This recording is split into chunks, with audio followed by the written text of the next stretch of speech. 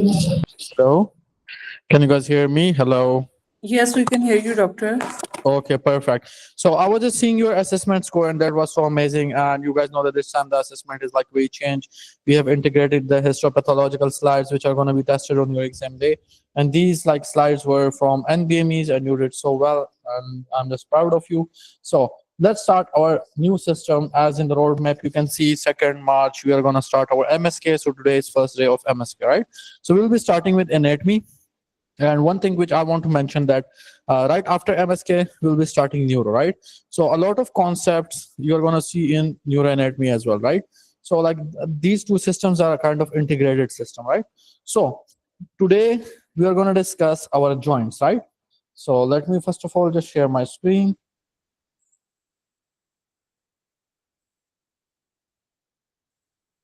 Can you guys see my screen? Hello? Hello? Yes, doctor, we can hear you. Okay, perfect, right? So the first joint which we are going to discuss today is our knee joint, right? Okay, just give me a second. Knee joint. Okay, so before discussing knee joint, you should know that this joint is basically made of 4 bones. Okay, which 4 bones? Yes. So you guys can see you have your femur here. You guys can see this is your femur. And okay, so this is going to be the joint which we are going to discuss today, right? So it's made up of 4 bones. You guys can see your femur, your tibia. You guys can see here, tibia, and the small bone, fibula. And along with that, your 4th bone, that is small bone, which is patellar. Is that clear? Hello? Yes. Yes, Okay. sir. So I can just write down here that we have 4 bones present in this joint. Okay, we also have 4 ligaments. What are the ligaments? We already know. The bone are attached to one another via structure, which are known as ligament, right? So we also have 4 ligaments which strengthen or which make this joint. 4 ligaments, right? Which 4 ligaments? Okay, so we are going to discuss cruciate ligaments, 2 cruciate ligaments, and 2 collateral ligaments. As the name indicate, what are cruciate ligament? They are like making a structure, cross-like structure, right? That's why we have named them cruciate ligament. Is that clear? And we have 2 collateral ligament, right? So here you guys can see this is your collateral. These are your collateral ligament. One on the medial side and on the lateral side, you guys can see you have ligament. I'll be showing you in the next picture. And we also have cruciate ligaments, which are basically present here inside your joint. Is that clear? Hello? Yes, it is. We can. Okay. So the cruciate ligaments are 2. Anterior cruciate ligament and posterior cruciate ligament. We are going to discuss in detail where do we find anterior cruciate ligament, where do we find posterior cruciate ligament, the related U-word questions as well. And 2 collateral ligament that are medial collateral and lateral collateral ligament. Is that clear? Yes. Okay, but in this joint we also have a paired, right? A paired like structures. Here you guys can see a menisci, right? So we have 2 menisci present, that is medial menisci and lateral menisci. You guys can see it's like a paired like structure, like you can simply think of acting as a shock absorber, right? So we have 2 pairs present within this joint, with like one at the medial side, that is known as medial menisci, and one is your lateral menisci. Is that clear? So, okay, so let me summarize. 4 bones basically make your knee joint, 4 ligaments, 2 cruciate ligaments, 2 collateral ligaments, and 2 paired-like structures or 2 menisci, okay? So, the next thing which we are going to discuss is your femur, right? So here you guys can see like we are going to like mainly emphasize on this part of femur, right? Which involve in formation of the joint. So you guys already know that these structure like at the lateral side, okay, so you have a lateral aspect and medial aspect, right? So medial aspect is basically towards your body or the medial side or the central side. And lateral aspect is basically lateral or away from your body. So you can see you have a 2 bulge-like structures which are known as condyles, right? So you have medial condyle and lateral condyle. But we'll be referring towards certain words which are known as epicondyle. What is epicondyle? As the name indicates, epicondyle, epi above the condyle, these structures, right? So these are your epicondyle. So medial epicondyle and lateral epicondyle. Is that clear? Like this is your entire bone, you guys can see, and like mainly we are discussing this portion, right? So this is your femur bone. Is that clear? Yes, it is. Okay. So you guys can see like this anatomy as well. Like this is your tibia again, right? Tibia. So tibia also have these bulge-like structures, right? Known as condyles. You know, whenever you see like bulge-like structure, like bulging out structures of the bone, they are simply known as condyles, right? So this is going to be your tibia and your fibula, right? And here, right here, you have like this joint, right? Okay, let me just draw the condyles of your femur bone as well. Is that clear? And to be like very specific, this is your patellar bone, right? The fourth bone which we discussed. We'll be discussing the significance of each and every bone. Is that clear? So let's discuss, okay, this is your patellar bone. You guys can see. Okay, so let's discuss ligaments in a little bit more detail. So you guys can see, I just told you that we have cruciate ligaments. So you can see like this is okay, this is your anterior cruciate ligament and this is your posterior cruciate ligament. But if we just extend this structure, I'll be just showing you further. You can see it have formed a cross-like structures, cross-like symbol or structure. So that's why I'm calling it as cruciate ligament. Is that clear? Yes, it is.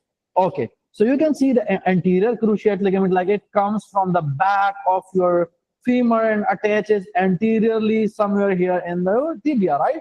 So if you think of the function of this bone, so you can simply imagine what's the function of anterior cruciate ligament in order to avoid exaggerated anterior movement of your tibia. Anterior cruciate ligament helps and that. Let me just repeat it again. If this ligament, you can see if it's coming from the back of fibula and attached anteriorly towards the tibia. So for example, if I'm just, like pulling your tibia, right? So due to this ligament, can I say that this ligament is going to avoid the exaggerated anterior motion of your tibia? Can I say that? Yes. Perfect. Okay. You can see the posterior cruciate ligament. It's going like it's, coming from the back of femur and attaching to the back of tibia. So can I say that this ligament is gonna, for example, if I'm pushing your tibia backward, right? Backward or posteriorly. So this ligament is gonna, what it's gonna do? It's gonna restrict the posterior movement or the backward movement of your tibia. Can I say that? Yes, sir. Yes.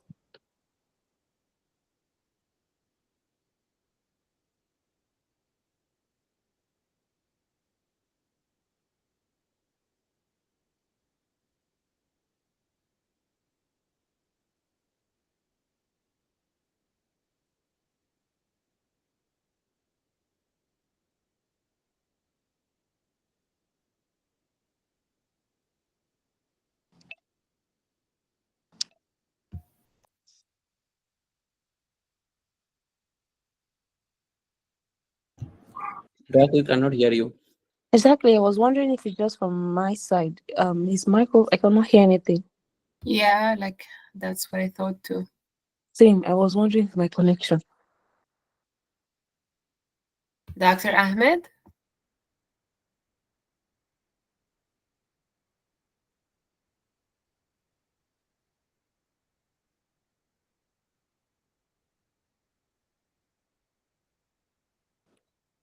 You know, He's not muted. Oh, now he's muted. now he's muted. But he's not muted now, but we still cannot Yeah. hear him. That's weird. We still can't hear you, Dr. Ahmed, if you can hear us. Hello, can you guys hear me now? Hello? Yes, yes, Yes, sir. we can. We can hear you. Now we can. Okay, no problem. Let's just repeat what we discussed. So we were discussing cruciate ligaments, right? Anterior cruciate ligament and posterior cruciate ligament. We discussed why do we call it as cruciate ligament, because they form across like structures, right? Hello? Yes, right. Yes. Okay. Regarding the anterior cruciate ligament, we discussed it comes from the posterior aspect of your femur, and it would just attach to anterior aspect of your tibia, right? So what's the function of that? In order to exaggerate, okay, in order to avoid exaggerated movement of your, yes, tibia, this ligament is going to, restrict that exaggerated movement, interior exaggerated movement. Is that clear? Yes. Okay, for the posterior cruciate ligament, we discussed in order to avoid excessive or exaggerated posterior movement of your tibia, this ligament is gonna restrict that. Is that clear? Yes. Yes, sir. Okay, okay, we are going to discuss the significance of that. So here you guys can see again your anterior cruciate ligament and posterior cruciate ligament. Okay, so on imaging, you guys can see here as well, like this is going to be your anterior cruciate ligament coming like that, and your posterior cruciate ligament, right? So for example, if this is my tibia, if I'm just moving it anteriorly, so you guys can see that this ligament that is anterior cruciate basically restrict the exaggerated movement, right? Like you can just move it a little bit anteriorly, but exaggerated movement is avoided by this ligament. Is that clear? While on the other hand, if I'm just moving, like this tibia backward, so this ligament, posterior cruciate ligament, avoids the exaggerated motion. Is that clear? Yes. Okay, so okay, let me just give you guys a scenario, right? For example, if we have an individual, he's sitting in a car, right? And suddenly the car crashes, right? So you have your car dashboard, right? For example, if the dashboard hits this part of the knee, so what do you think, which ligament is going to rupture? Posterior. Posterior cruciate ligament. The idea is really simple. Whenever the dashboard hits this part of the knee, what happens?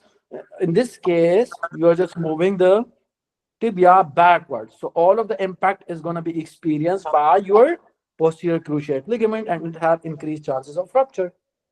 Is that clear? So the Yes. injury, okay, so in which kind of injury most commonly do we see posterior cruciate ligament rupture? Can I say dashboard injury? Yes. Okay, so you have a UWorld MCQ on that. UWorld is going to ask you, it's going to throw this scenario towards you that we have an individual, he's sitting in a car, suddenly he crashes. So which ligament is ruptured? That is posterior cruciate ligament. Is that clear? Yes, Yes. sir. Thanks. Okay, perfect. So let's discuss another picture of these ligaments, that is the collateral ligament. So here you guys can see this is going to be your medial collateral ligament, right? Medial collateral ligament and lateral collateral ligament. For example, let me just throw a scenario, right? For example, if someone is playing soccer, let's suppose, and a player came and hit this part, the lateral part of the knee, what do you think, which ligament is going to rupture? The medial one? Perfect. So if we are just applying force or a hard impact on the lateral aspect, so the medial cruciate ligament is going to be ruptured. Okay, how do we see rupture of your lateral collateral ligament? Yes. It's the opposite, like when something comes from the inside, like Okay, the perfect. When something comes from the inside, but I think something coming from the inside is a rare kind of injury. Is that right? Like who will just come and hit me from the medial aspect of my knee? It's a yeah. rare kind of injury, right? So can I say that the medial cruciate ligament, it's like a common tear, while the lateral collateral ligament rupture is a rare injury? Can I say that? Yes. Okay, so it would result into certain condition which is known as valgus and varus deformity, right? So let's discuss what is valgus and what is varus deformity. For example, the idea is really simple, right? For example, if I have an individual, he's just standing like that, right? And let's suppose his knee joint. Okay, and someone just hit him from this side. So what happens? His medial collateral ligament is going to be damaged. Is that clear? Medial damage. Hello? Yes, sir. Okay, so what happens? Can I say that now the leg would, this part of the leg would just be abducted, or it would just move away like that, while the knee is gonna come here, knocked knee, with knocked knee and abducted foot. Can I say that? You can just simply imagine, like for example, if the medial collateral is injured, what happens? Like again, you have the same person. So now what happens? For example, this is his knee joint. So due to rupture, this knee would just come like that, and foot will just go like that. Can I say that? Hello? Or simply, here is the picture. If this part of your knee ligament, that is medial collateral, is ruptured, the foot would just attain a shape which is known as valgus deformity. You can see. Okay, what is valgus deformity? The knee are knocked, right? While the foot is Abducted. abducted. Is that clear? Or simply you can just see we are just seeing an inverted V, right? Between the legs. Is that clear? Hello? Yes, sir. Okay. On the other hand, as we already discussed, that lateral cruciate ligament injury is rare. But let's suppose if it happens, if someone hit you on that, at this part. So can I say that now opposite would happen? Your foot is gonna be adducted like that, and the foot would be like that. Can you see? Like it would just move away. Now you are gonna see like a straight V. Can I say that? Hello? Yes.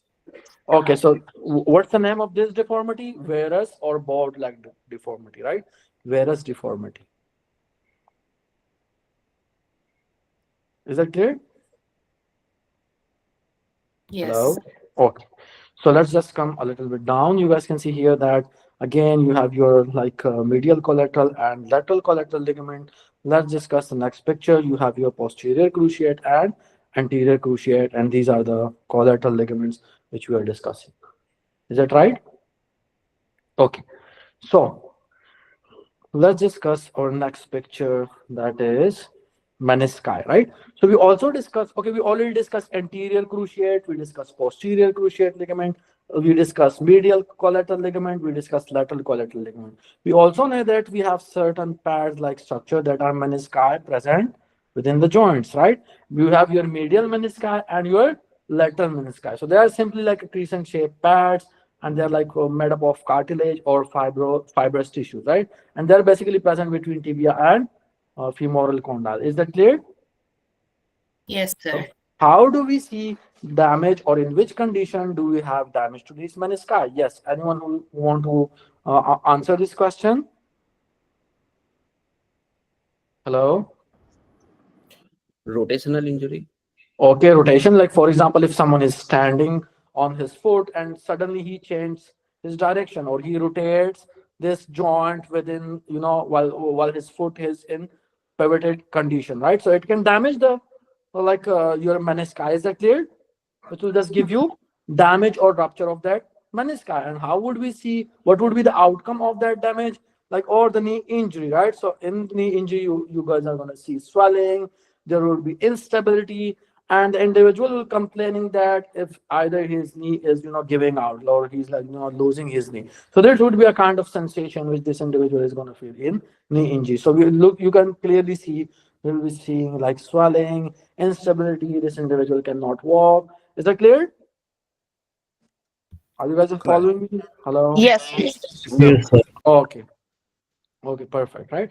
So let's discuss ACL injury in a little bit more detail. Anterior cruciate ligament. So before discussing anterior cruciate ligament, Dr. Muskan, can you just please tell us what is anterior cruciate ligament? What's the goal of anterior cruciate ligament? Like, what's the function of this ligament inside our joint? Yes. Yes, doctor. So the function is to avoid the exaggerate anterior movement of tibia. Perfect. Avoid exaggerated anterior movement of tibia. We already know that. So can you just tell us, as I already told you, that ACL is the most commonly injured ligament in knee injuries, right? So how do we have injury? Remember, it can injure in non-contact athletic injury, right? So the injury we are going to see in non-contact sports. How? Like for example, if a person is running, if he's jumping, right? Or again, if he's just his foot is pivoted and suddenly he's changing the direction. So we can have injury to ACL, which is the most commonly injured ligament. Is that clear? But what would be the classical senses this individual will feel? Suddenly, once the ACL is ruptured, he's gonna hear pop-like sound in his knee, like the tear. He can just feel that. He can just feel that sound. Is that clear? Yes. Okay. So, in order to look or in order to test whether an individual is having ACL injury, what we are going to do, we are going to look for a sign which is known as anterior drawer sign. What is anterior drawer sign? The idea is very clear. For example, if we have an individual, we are going, we are going to like tell him to lay in supine position, and we are going to extend his leg at his hip joint and flex his knee like that. Are you guys just getting me? Like, Yes, hello? sir. Okay, so extended, right? His hip joint and flex knee joint. What we'll do, we'll just hold his, this like from the shin part here, you guys can see, and we'll just, pull it upward, right? So if the anterior ACL is damaged, so what we are going to see, we are going to see exaggerated anterior motion of the tibia. Can I say that? Yes. This is simply known as anterior drawer sign, right? So if someone is having ACL injury, the idea is really clear. Now, what happens? You have no one to avoid the exaggerated movement of tibia. Once it's injured, so tibia is gonna have exaggerated anterior motion or exaggerated anterior movement. Is it clear? Mhm.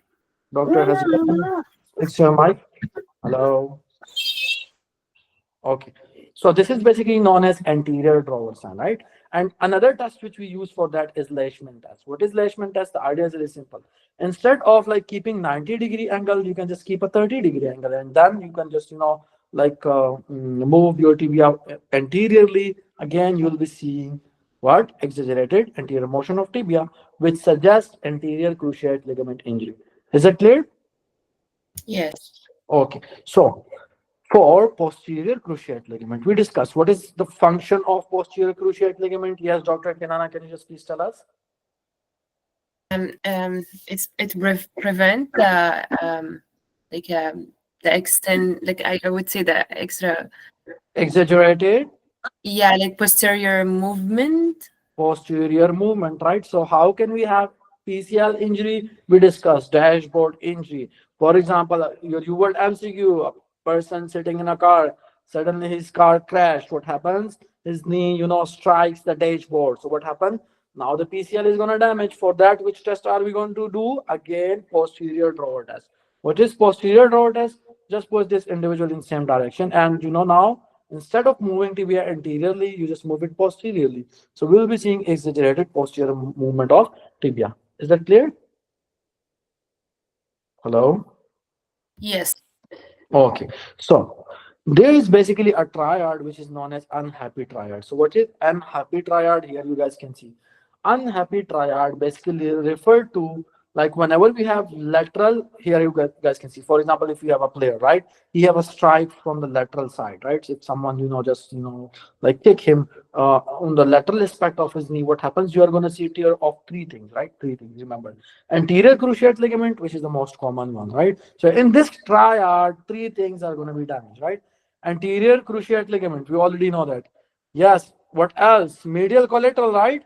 You discussed Yes. medial collateral, and along with that, the medial or the lateral menisci, any one between them, right, can be damaged. So this is basically known as unhappy triad, which is seen in contact sports injury. Is that clear? Yes, sir. Okay, so for the lateral collateral ligament, okay, so let's discuss our next topic. We discussed meniscal tear. Okay, just give me a. Okay, so for example, if someone is having meniscal tear, right? First of all, yes, Dr. Kinana, can you just tell me how do we see meniscal tear? You already discussed that. It's as well like the spores, like Okay, perfect. So we discussed, for example, if we have an individual, he's standing in a pivoted position, and what he do, he suddenly changes the direction, like internally or externally rotated his joint, his knee joint, right? So you can see tear of these menisci. The idea is very simple. If I'm standing, if I'm suddenly, changing my direction or twisting the knee, what happens? You can see meniscal tear. Is that clear? And we discussed, we'll be seeing pain, like swelling there. Is that clear? And we cannot even walk. Is that clear? Yeah, and what is the treatment, sir? Is it surgery or? Okay, so we'll be just discussing that like surgical aspect. And first of all, in step one, we won't be asked for the management, but we'll be asked like with certain tests that how to, like for example, if we are using an anterior or posterior drawer test for anterior cruciate ligament or posterior cruciate ligament. So what is the test used to look for, the damage of your menisci? So anyone who can just tell me what test is basically significant or what test is done in order to look whether we have a meniscal injury or a meniscal damage. Yes, McMurray test. perfect. So McMurray test. What is McMurray test? Yes, Dr. Muskan, can you just please tell us? I McMurray for meniscal damage, yes. right? Yes. I think when the patient we are to rotate and we, I'm not sure, doctor, actually. Okay, okay. So what we are going to do, like again, we are going to tell a patient to lie in supine position. What we are going to do, we are going to, again, flex his knee. And now what we are going to do, we are going to internally or externally rotate this joint, the knee joint. So are you just getting me? First of all, in the drawer test, what we were doing, we were basically, pulling, out the tibia or, pull or pushing in the tibia. But what we are going to do in McMurray test, we are going to hold this part of the leg and this part as well, and we are going to rotate it, right? Yes, sir. Okay, so we can do internal rotation or external rotation, right? Hello? Dr. Ahmed, can you repeat this, please? Okay, okay. So what we are going to do, again, we are going to tell the individual to please lay down in supine position. Again, we are going to hold this aspect of his of his leg and his foot, right? And we are going to rotate the tibia at the knee joint. Either we can externally rotate it or internally rotate, right? You know what is external and internal rotation. You guys are already aware of that. Is that clear? Yes. Okay. So if we have, okay, so my question, if a person experience pain or pop-like sounds on internally rotating Medial. so what do you Left, think, which meniscal is damaged? Which menisci is damaged? lateral. Not Okay. For The medial. internal, lateral, right? Yes. Yes, sir. lateral. For No. example, if an individual is experiencing pain or pop on external rotation, what do you think, which menisci is damaged? Medial Medial. meniscal. Medial for external rotation. So the mnemonic used for that is Lyme, right? What's Lyme? Yes. Lateral menisci, internal rotation. Medial menisci, external rotation. Right? So if an individual is experiencing pain or pop-like sound on internal or external rotation, we can predict or we can just assume that which menisci is damaged, either medial or lateral. Is that clear? Hello. Yes. Okay. Yes, sir. So before moving further, I want you guys to revise all of this topic for me. So doc, okay, can you just please raise your hand? Who's gonna revise this for me? Okay, so Dr. Ramiz, yes. Yes, Dr. Ramiz, can you just please tell us something about the knee joint? Yeah, doctor. So, like talking about the knee joint, there are 4 bones: femur, tibia, fibula, and the patellar bone. And Okay, there are 2 ligaments, 2 okay, cruciate ligaments, 2 collateral ligaments. okay, The cruciate ligaments are ACL and PCL, and the collateral ligaments are medial collateral and lateral collateral. okay, And there are 2 pad-like structures called meniscus. So there are medial meniscus and lateral meniscus. okay, that's perfect. Can you just please tell us about the 4-bone patella? You also have patella there, right? Yes, there is a 4th bone that is like the patellar bone. Yes. Okay, perfect. So let's just come down. Can you just tell me why do we call it a cruciate? Why do you call this ligaments as cruciate ligaments? Okay. So these 2 ligaments are like situated in a like crisscross manner. So that's Okay, why it's perfect. Like a cross-like structure, right? Okay, so yes. can you just tell me, for example, What's the function of anterior cruciate ligament and what's the function of posterior cruciate ligament? Okay, so ACL comes from behind the femur and inserts anteriorly into tibia, and Perfect. it prevents the exaggerated anterior motion of tibia. Perfect. Okay, so anyone else for posterior cruciate ligament? Okay, Dr. Muskan, can you just please tell us what's posterior cruciate ligament? What's the function of posterior cruciate ligament? And another thing, how do we see rupture, or in which condition do we have rupture of posterior cruciate ligament? Okay, so posterior cruciate ligament, it comes from the back of the femur, okay, to the back of the tibia, okay, and Okay. its function is to restrict the posterior movement of tibia. Okay, how do we see, like, in which condition do we see damage or rupture of posterior cruciate Yeah. ligament? When we have dashboard injury. Dashboard injury. Okay, perfect. So, what do you think about medial collateral and lateral collateral ligament? Where are first of all they present, and how can we see damage of or rupture of medial collateral or lateral collateral ligament?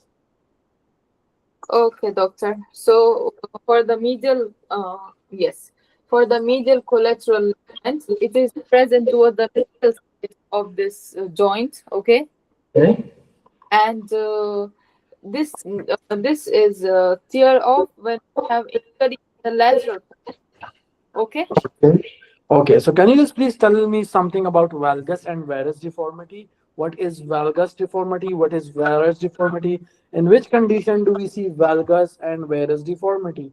And what would be the position of his legs or individual having this condition? Okay, doctor. For the valgus deformity, the medial collateral ligament MCL, it will be injured. Yes, because the hit will be from the lateral part. Okay. So the So what- medial is damaged. Once the medial is damaged, okay, what's the structure in the picture? What do we call it? Valgus or varus? Valgus. Okay, perfect. So can I say that in valgus deformity, the knees are going to be knocked while the foot is going to be abducted? Yes. Knocked About knee with foot. Yes. What about varus deformity? Can I say that like whenever someone is having hit from a medial aspect, it's going Yes. to the It's from medial aspect and they will be injured in the lateral. okay. And what would be the position of his leg? You know, a straight V, right? In between the Yes. legs. So okay, so this was all about. Okay, can you just tell me something about menisci? What are menisci and how can one have damage of these menisci? Okay, before that, Dr. Muskan, can you just tell me that test which is used for like in order to check whether someone is having ACL injury? Yes, doctor, we can do anterior draw test, okay, in And which how we do we do that? yes. What we try to do is that a patient, he will lie on the supine position, okay. Then what we do is that we try to how to explain you, like 90 degree, we take his knee to the anterior side, upward side, okay. Okay. And we have another test. It is for the posterior collateral ligament injury, known as posterior draw test. In this Posterior collateral? I think we didn't Oh, saw any posterior sorry. collateral. It was a posterior cruciate, I guess. yes, posterior cruciate. I'm sorry. Yes, Okay, PCL. perfect. So Okay. for this, what we do is that we bend the knee at the same 90 degree, try to rotate it towards downwards, okay, not upwards, Okay. downwards. Okay. And if we have exaggerated movement of tibia, it would just give us, or it would just suggest damage of our posterior cruciate ligament, right? Okay. What about menisci? How do we check for, or what's the test used for in order to look like, damage or rupture of your meniscal structure? What's the name of that test, first of all? Yes, we have McMurray test for menisci, okay. And in Okay. this, you know what we do? We ask the patient to lie again on the supine position. And when we try to rotate internally, okay, and internally when we rotate, there we can see the injury for the lateral meniscus. Okay, the individual will experience pain or pop-like sound, right? If we Yes, have yes. lateral meniscal damage. On external rotation, then you're going to experience, or the individual is going to experience pain or pop-like sound. And Yes, yeah. for the medial tear. Okay, perfect, right? So let's discuss our next topic, which is knee joint, right? In a little bit more detail. So you guys can see that knee joint, okay, it's a synovial joint, right? You already know that. You guys can see you have a synovial membrane here, and inside this joint you have synovial fluid, right? What's the goal of synovial fluid? In order to avoid the friction between the two bones, we have a fluid which is known as synovial fluid, right? Which is lined by synovial membrane. And what's the goal of that? It basically connects different bones there in the knee joint. Is that clear? But we also have another structure which are known as bursa. So can anyone just tell me what is bursa? Like here, you guys can see it's bursa, right? Yes. I think it's like a cushion. It gives a cushioning effect. I think it's like a cushion. Okay, perfect. So as we discussed that we have a synovial, fluid within the joint. So there, okay, what's the goal of that? In order to avoid friction, right? But in order to avoid friction between the bones and tendons, these are the tendons, right? We also have a synovial lined sac, right? So we have a sac, which is basically synovial lined. And what's the goal of that? It also like help as a cushioning medium, like in order, like a shock absorber, right? So for example, if someone is having, like a hit on his knee, so these pads are going to act as a shock absorber, right? What are shock absorber? Yes. Like if you guys remember in CNS, the CSF fluid is shock absorber, right? It absorbs the shocks, right? Hello? Really too. Okay. Okay. So we have a bursa which is known as prepatellar bursa. So what is prepatellar bursa, right? Here you guys can see you have your patellar bone and we have prepatellar bursa here, right? So it's very important, right? So the bursa can sometimes infect, right? So you can have inflammation of the bursa sometime, right? And once we have inflammation of the bursa, like in a lot of activities, for example, like we can have bursitis. Okay, the condition is basically known as bursitis, the inflammation. So whenever the prepatellar bursa inflamed, it's known as prepatellar bursitis, right? And in which condition specifically we have prepatellar bursitis? That's known as housemaid's knee, right? Housemaid's knee. Housemaid's knee. Why do we see prepatellar bursitis and why do we call it housemaid's knee? Because this kind of inflammation of your bursa is seen in housemaid. Why? Because housemaid, like they kneel, right? So the repeated kneeling basically, the repeated kneeling or the repeated usage of these muscles, that is, you have a tendon insertion coming on the prepatellar bursa inserted here in the tibia. So if you're overusing or if you are kneeling again and again, it can cause inflammation of prepatellar bursa. Is that clear? And that's known as housemaid's knee. Is that clear? Dr. Bursa is cartilaginous in nature. Okay, so bursa we discussed, it isn't cartilaginous. It's basically lined by a synovial. Okay, it's a sac-like structure in which we have fluid, right? And this sac is lined by synovial, right? Is that clear? Basically, it's a fluid cavity. Yes, it's a fluid-filled sac kind of thing, right? Lined by a synovial. Is that clear? Like here we were seeing synovium. You guys can see here, like the same synovium. If we just make a sac of this, a fluid-filled sac, and just place it like in between tendon, so it can absorb the shock and avoid friction between the tendons. Is that clear? Yes, doctor. Thank you. So we have a condition that is known as housemaid's knee. Okay, so you are going to see this MCQ in U word. And why do we have inflammation in this case? Due to activity, repeated kneeling, right? Like a lot of activity, repeated kneeling, right? So what would be the presentation? The presentation, you are going to see warmth, like there will be like, a reddish, like whenever we have inflammation, we have swelling, a reddish area surrounding the patella. Is that clear? Hello? Yes, sir. Yes, doc. Okay. Yes, doc. So, okay, let's discuss our next topic, that is Baker's cyst. You know what is Baker's cyst? Anyone? Yeah, it's a herniation of the what is called the very the joint capsule. Okay. Posterior herniation. Okay, posterior. Perfect. So you guys can see this is your popliteal fossa, right? Hello? Yes, right. So sometimes what happens, we have a cyst there filled with fluid, right? And it's like in continuation with your joint space, right? So this joint, like this cyst, which is basically known as Baker's cyst, right? B-A-K-E-R, Baker's cyst, right?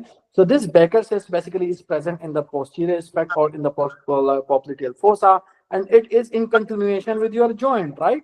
So you guys can see this is your gastrocnemius muscle, and you have your semimembranous muscle. So here somewhere you have this Baker cyst, right? What's the significance of that? For example, if someone is having Baker cyst, so you can have damage of the nerves which are passing here. We'll be discussing that in our module once we are discussing the lower limbs, right? The Baker cyst. I'll be discussing that in detail there in that module, like which nerve is associated with which nerve damage or which nerve compromise is due to Baker cyst, right? But what would be the presenting features? You are going to experience like extreme pain, right?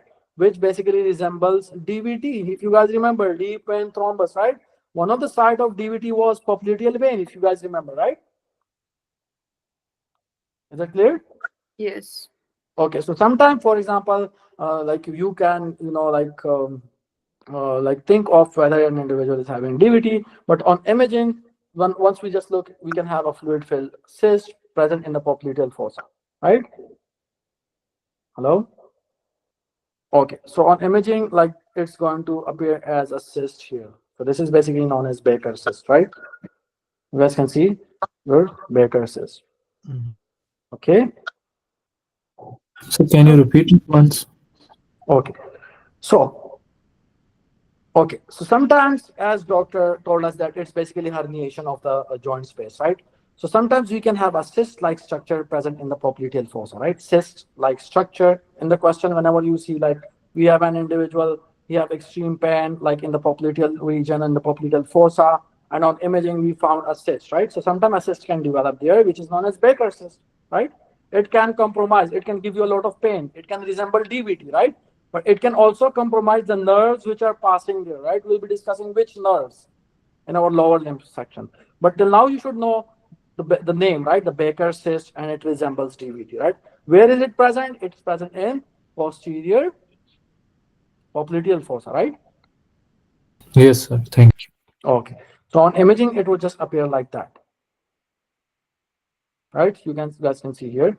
Okay. So let's discuss a next disease, which is known as Osgood-Schlatter disease. Anyone who have an idea of Osgood-Schlatter disease? You have a keyword MCQ on that as well. What is Osgood-Schlatter disease?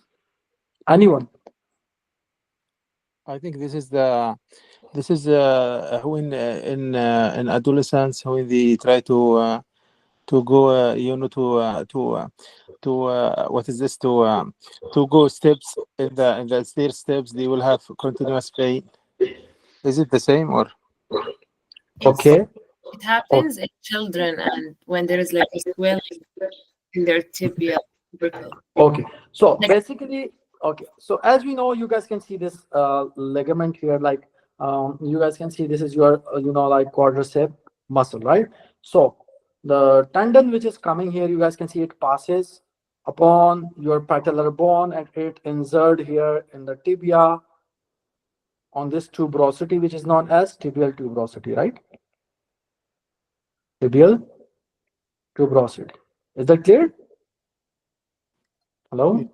Yes, Okay. sir. So for example, if you have a child and he's like, overusing his quadricep muscle. So, all of the impact is going to be experienced by this point, tibial tuberosity, right? Yes. Okay. So what happens? This tendon can, damage this tubular tuberosity. You can have like fracture of this tibial tuberosity, right? Yes, doc. Due to overuse, simply that is known as Osgood-Schlatter disease. Is that clear?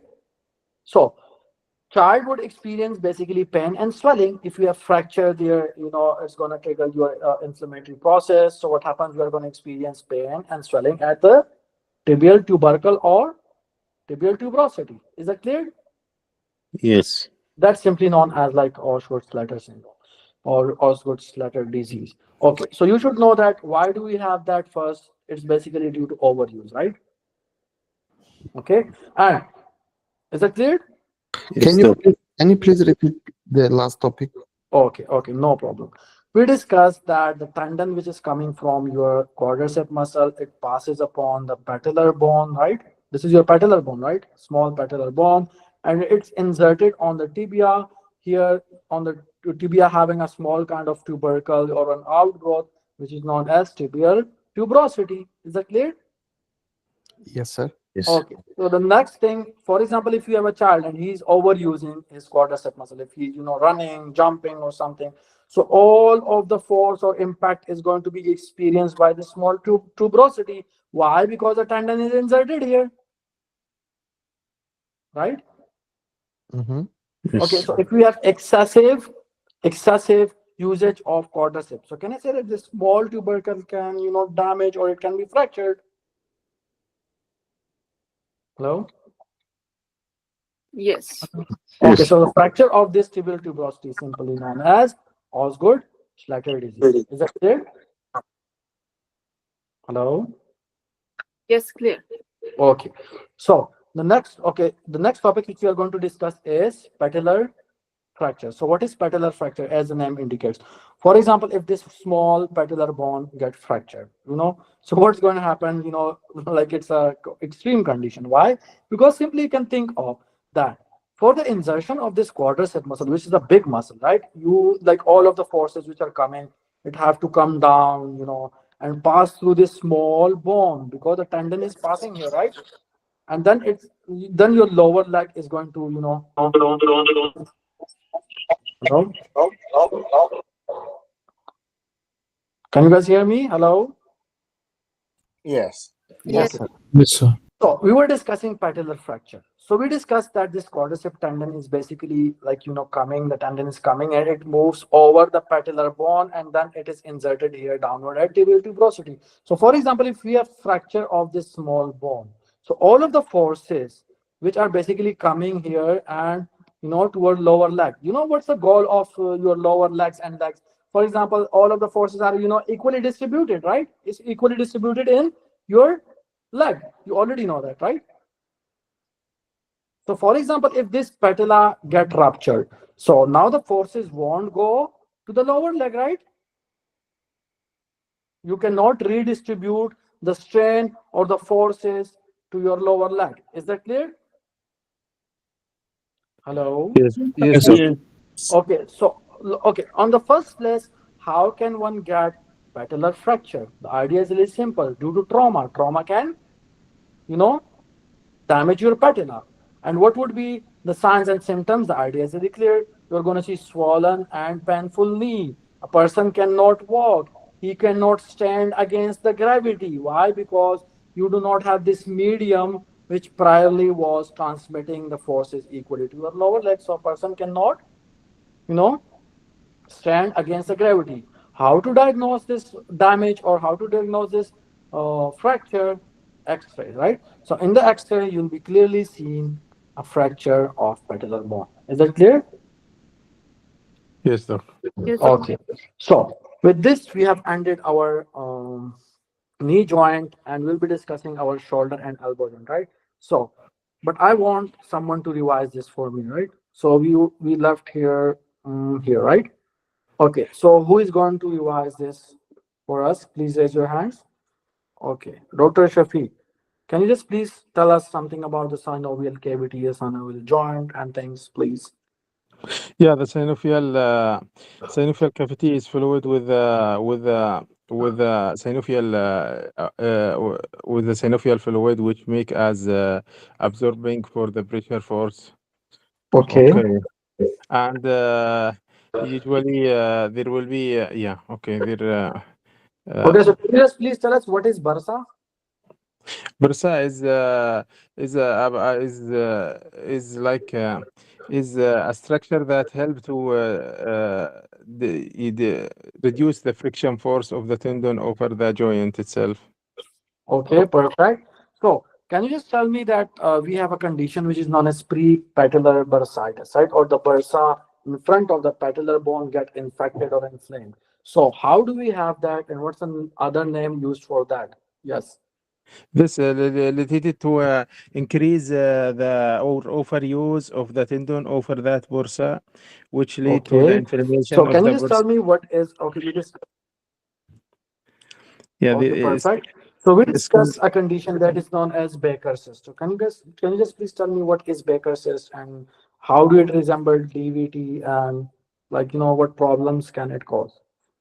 Yeah, Becker cyst is the posterior bulgings of the synovial joint in the popliteal fossa, and it will make compression of the nerves and produce symptoms which you can mimic the venous thrombosis, and it can also rupture in the trauma. Yes, doctor. Okay, so can you just please tell me something about like patellar But fracture? in this X-ray, we can see there is a patellar fracture. The most common cause is direct trauma to the patella. Usually, the patella is very important to distribute or to transmit the pressure force equally to the lower leg. Okay. So, if there is a fracture of it, it will be yeah, it will affect the joint itself stability. Okay. Okay, perfect. So now we'll be discussing our next joint, that is shoulder joint, right? So we know that shoulder joint is basically, you have your humerus in the fossa, which is known as glenoid fossa. We know that glenoid fossa is a part of your scapula, right? So this is your scapula, and you have a glenoid fossa, and basically the humerus is inserted here, right? And we have a joint which is basically known as shoulder joint, right? Yes. Okay, so in the shoulder joint, what we are going to see, we are going to see glenohumeral joint. So this is basically glenoid and humerus. So let me just call this joint as glenohumeral joint, Yes. right? Okay, we also have three other bones. That is a clavicle. Remember, here you guys can see. So for example, this is our shoulder joint. So you have our glenoid fossa, we have our humerus, we also have a clavicle, right? Yes. And scapula bone, right? So we basically, it's made up of like how much bones? Three bones, right? Three bones. Which three bones? We have clavicle, we have scapula, and in the scapula we have like our glenoid fossa, right? Yes, doctor. And third bone is our humerus, right? So this joint is basically made up of three bones. Okay, and which movement can we see in this joint? We have a lot of movement. We can have like flexion at this joint, right? This is your flexion. We can have extension of this joint. We can have Abduction. abduction. We can have adduction. We can have rotation over this, as it is an example of ball and socket. So you can have like a lot of, or a big range of movement here. Is that clear? Yes. Okay, so this joint basically, you have a group of muscles which strengthen, or which like, keep this joint in its proper place. And all of those muscles collectively are known as rotator cuff muscles, right? All of those muscles collectively are called as rotator cuff muscles. Is that clear? And what's the goal of rotator cuff muscles? For example, if I'm abducting, here you can see, right? If an individual is abducting, so in order to keep the humerus appropriately in the glenoid fossa, or in order to stabilize this joint during abduction, rotator cuff muscles are responsible for that.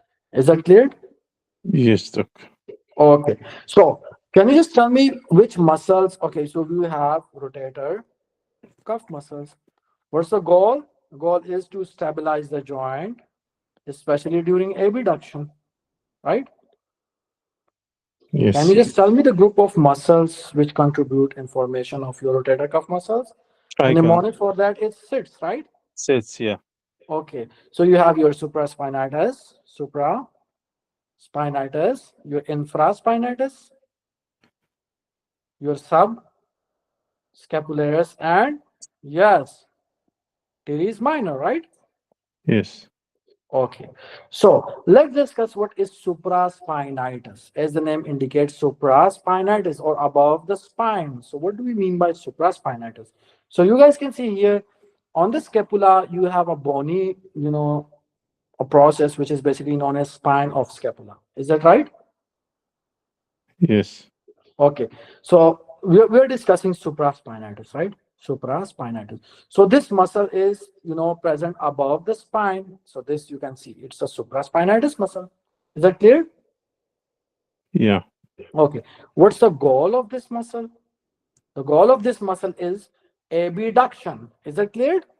Hello? Yes. Abduction. Like for Yeah. example, if I'm, for example, if I'm just pulling this muscle, so it's basically inserted on the humerus. So the humerus is going to be abducted, but not entire abduction from 0 degree to 15 degree. It can only abduct your humerus to 15 degrees. Is that clear? Yes. Okay. For example, if I need further abduction above 15 degree, which muscle is responsible for that? Yes. You have a Deltoid. MCQ on that. Deltoid. Okay. Okay, so from 15 degree to 100 degree deltoid muscle abducts your humerus or your arm. Is that clear? Yes, doc. Okay, so what's the nervous supply of this muscle? Yes, Same name. suprascapular nerve, right? Yes. Suprascapular nerve supplies this muscle. Is that clear? And it's the most common muscle which is injured in rotator cuff muscles, right? Is that clear? Why? Why do we have why is it common to have damage or rupture or impingement of this muscle? You have a U-word MCQ on that as well. Here you guys can see this is your supraspinatus muscle, right? It is like it's coming like that and inserted here, right? You guys can see. Okay, so this is basically the acromion process of your scapula. Like you can see here, this is the acromion process, right? Yes. Okay. Okay.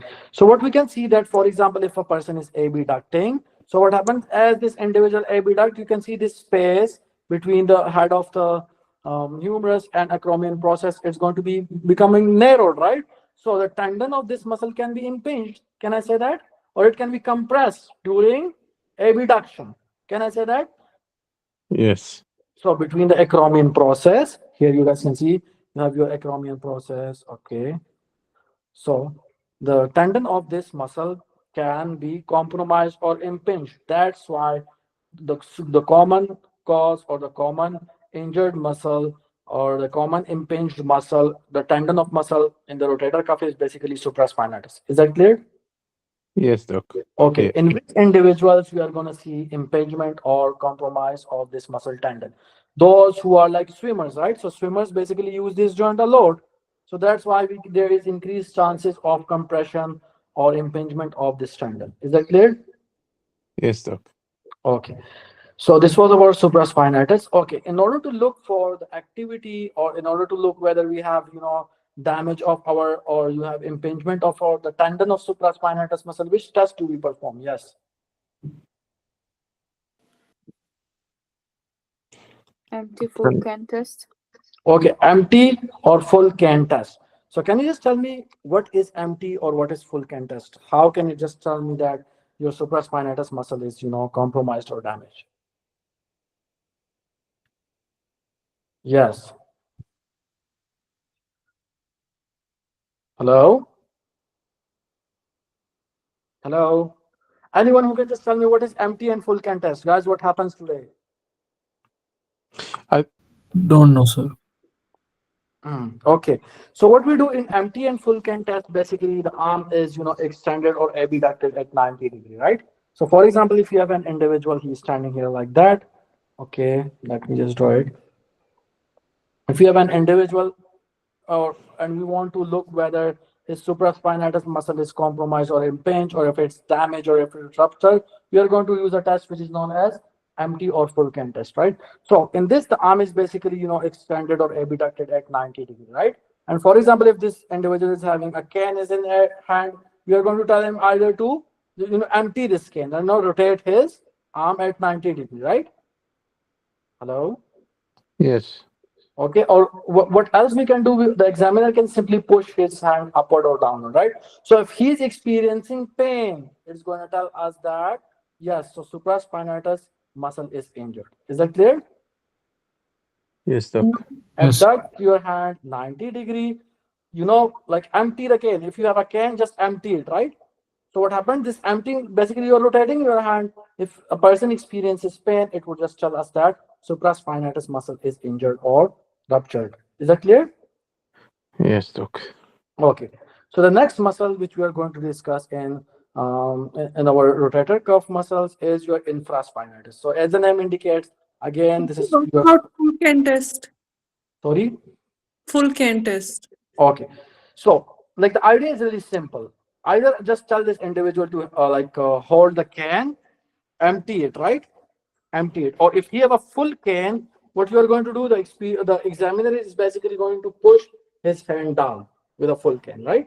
So if he experiences pain, it's going to tell us that supraspinatus muscle is injured. Simple. Either he can just empty the cane, or if you have full cane, what we are going to do, we are going to, push his hand downward. Is that clear? Yes, Yes, doctor. sir. Okay, so if he experiences pain, it means that his supraspinatus muscle is injured or damaged, right? Then we have our infraspinatus muscle. So can you just tell me it's infraspinatus, below the spinous process of your scapula. Is that clear? Yes. Okay, so what's the function of this muscle? Can anyone just tell me? External rotation. Okay, perfect. External rotation, right? So you can just see the muscle, and whenever we just pull this muscle, it's going to externally rotate your hand at this joint, right? What's the nervous supply? Suprascapular nerve again. Like suprascapular nerve supplies both your supraspinatus and infraspinatus. Suprascapular nerve. Is that clear? Yes, sir. Okay, Yes. but in order to, for example, if the infraspinatus is damaged, so it's very hard to look for the activity or the damage of infraspinatus muscle in isolation, right? So we have an empty or full can test in order to look for the activity of supraspinatus, but for the infraspinatus, you do not have a specific test to look for that, right? So the third muscle which we are going to discuss is teres minor. So can anyone just tell me that? Okay, so let me just mention the teres minor here. So this is basically your teres minor muscle, right? Okay, so you can just see here. Okay, this is the third muscle which we are discussing. Can you just tell me what's the function of this muscle? Adduction and external rotation. Adduction. Okay, so you can simply see if I'm just pulling this muscle, so your hand is going to be adducted, right? Adding towards your body. You are adding the hand towards your body, so it causes adduction and again external rotation, right? Hello. Yes, sir. Okay, what's the nervous supply? Nerve supply? Axillary nerve. Axillary nerve. Perfect. Axillary Right? nerve. So we have axillary nerve. Axillary nerve. The last muscle of rotator cuff, which we are going to discuss, is subscapularis. So what is subscapularis? You can see that this aspect of the scapula, and like the aspect of scapula which is mentioned here, this is subscapular region, right? So this is basically going to be the muscle which we are discussing is subscapularis. Okay, what's the function of this muscle? Yes, Internal it's rotation. inserting here. If I'm just pulling this muscle, so you're going to see internal Internal. rotation, right? Yes. Internal rotation. Okay, and what's the nerve supply? That's so simple. Subscapular nerve, lower subscapular nerve, right? Yes. Subscapular nerve. Is that clear? Okay, let's discuss our next muscle, which was deltoid muscle, right? Okay, apart from rotator cuff, we have finished that, right? Deltoid muscle. We discussed that, for example, if I need abduction from 0 to 15 degree, yes, Dr. Shafiq, which muscle is responsible for that? Abduction from 0 to 15 degree. Supraspinatus. Okay, above the 15 degree to 90 or 100 degree. Deltoid. Deltoid, perfect. Abduction, right? Which nerve is responsible for, which nerve innervates your deltoid muscle? Is the axillary nerve. Axillary nerve, perfect. Axillary nerve basically innervates your deltoid muscle. For example, if I need abduction above 90 degree, then which muscle is responsible for that? Trapezius. Yes. Perfect, above 90 Trapezius. degree.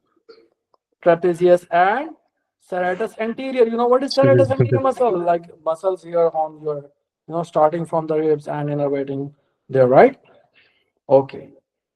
So shoulder dislocation. Let's discuss one of the condition which is known as which is your shoulder dislocation.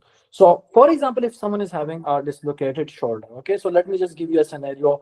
If you have an individual and for example, if this is his shoulder joint, right?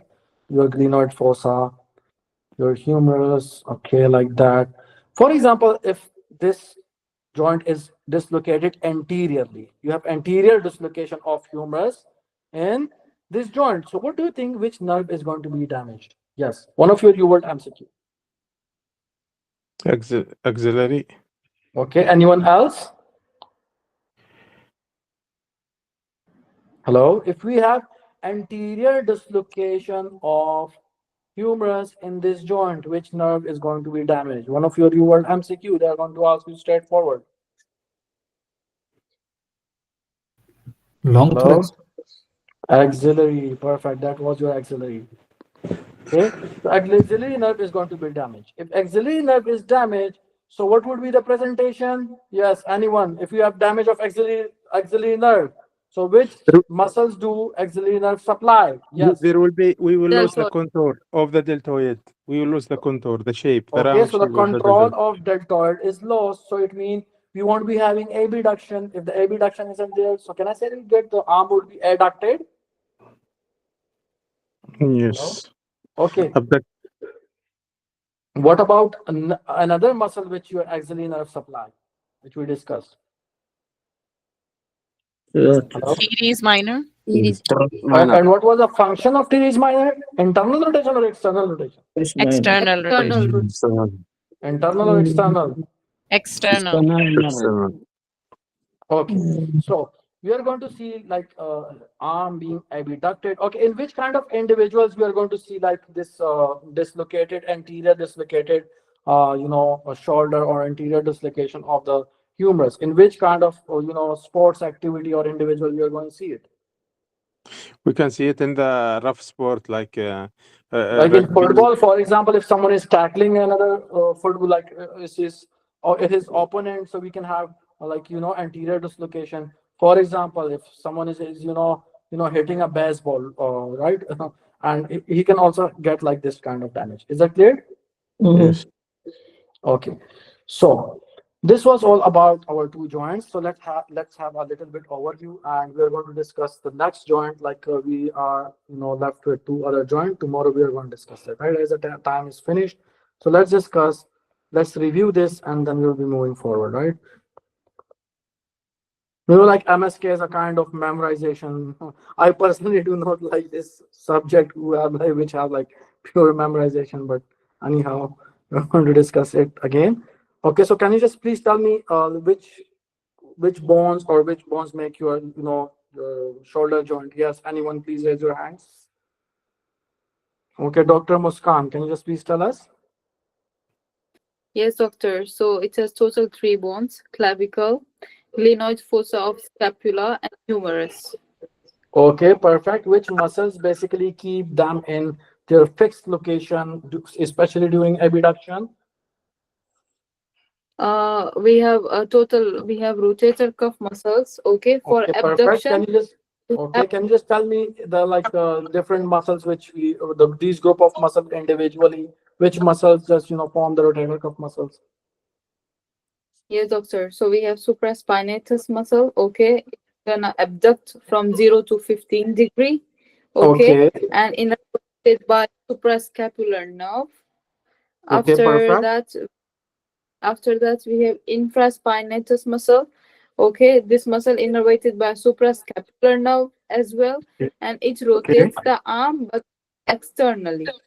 Okay, perfect. Then can you just tell me which muscle in the rotator cuff are basically prone to damage or injury? Which muscle? Hello? Yes, doctor. What? Dr. Aveka, can you just please fix your mic? Hello?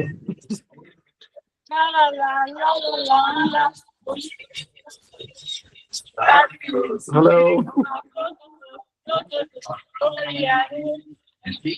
How do you? Okay, let me just mute her mic. Let me just mute her mic. Give me a second. You can mute it all, doc. After that, we can open.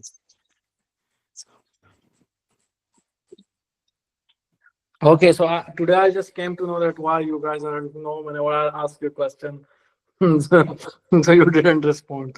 Okay, so can you just tell me the test used for, like for example, if I want to look whether my supraspinatus is damaged or injured, so what test basically we use for that? Dr. Shafiq, yes. Yeah, it's can what is this? Can empty can or full can test, right? empty can this is. Okay.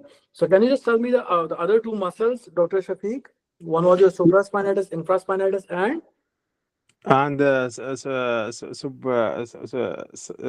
subscapularis and teres minor, right? yeah, teres minor. Yes. Okay, perfect. So, why do we have like okay, in between which structures do we see impingement of the tendon of supraspinatus? Yes. Between the between the acromio this Acromion process and and head, the head of humerus, right? yes, head of femoris, because yeah, it will get stretched. It will get when we do abduction, it will be narrowed and more prone Yeah, to so the space is impingement. narrowed, so we can see impingement, right? So can you tell me about teres minor? What's the function of that muscle? Teres minor will be externally rotation of. Okay, and which nerve do this muscle supply? It will be Okay, which supplied. nerve supply this muscle? Sorry. Yes. Okay. It will be supplied by the by the Axillary nerve, right? axillary nerve. Yes, axillary nerve. Okay. Okay, perfect. Okay, so let's discuss like deltoid muscle. So can you just tell me what's the function of deltoid muscle and nervous supply? It will do after 90 after 15 degree to 90 degree abduction of the joint. Okay, and it's supplied by the by the axillary nerve also. Okay, perfect. If you have anterior dislocation of your humerus at the joint, which nerve is going to be damaged? If we get anterior dislocation, the nerve will be damaged is the axillary nerve. Yes. And okay. Okay, so that was all about like today's lecture, and believe me, like MSK is a kind of just revision and memorizing again and again and again. So hope so you guys just enjoyed the lecture. I just tried my best to explain it. Yes, any questions? Yes, sir. Yes, please. So, like you said that in the anterior dislocation of humerus, the axillary Yes. is injured. So the arm will be like in a abducted position. Yes, it would be abducted. Why? Because the deltoid, deltoid, what's the function of deltoid? It's basically taking care of 15 degree to 100 degree rotation of the arm. Okay. Okay, so the arm would be abducted, externally rotated, and extended, right? So, like you can simply think of like, okay, so the deltoid function is lost, so the other muscles are going to be like dominated, right? Okay. Okay, so the domination of the other muscle are going to, like keep this muscle or keep this joint more abducted, right? Okay, so it will be adapted in adapted position. Yes, vulnerable arm, yes. Okay. Yeah. Thank you. I have a question, doctor. The function of deltoid is to abduct, right? So yes. it will. So if it is lost due to the axillary nerve damage, so the arm should be like adducted. Yes, it should be adducted. Okay, I'll just confirm this concept. I'll just tell you, right? Whether, like, to be honest, that I don't know that. I'll just confirm that and just tell you in the group. Don't worry about that. Okay. Is that clear? Yes, sir. Okay. So thank you so much. And okay, I'll be sharing a schedule in a while, and see you then. Okay. Thank you so much. Thank you, Doc.